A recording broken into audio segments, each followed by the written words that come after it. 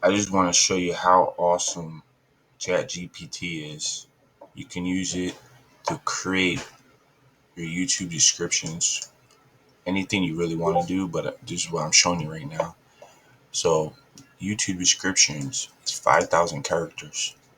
So I put, show me a YouTube description for a video about treating support and resistance with 5,000 characters. And then look what it went to do. It gave me a full freaking description. So therefore, I go right here, copy, paste rather. Well, it's not 5,000 characters, but that's all right.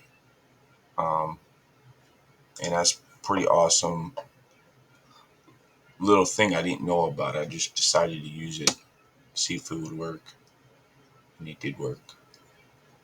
So that's awesome.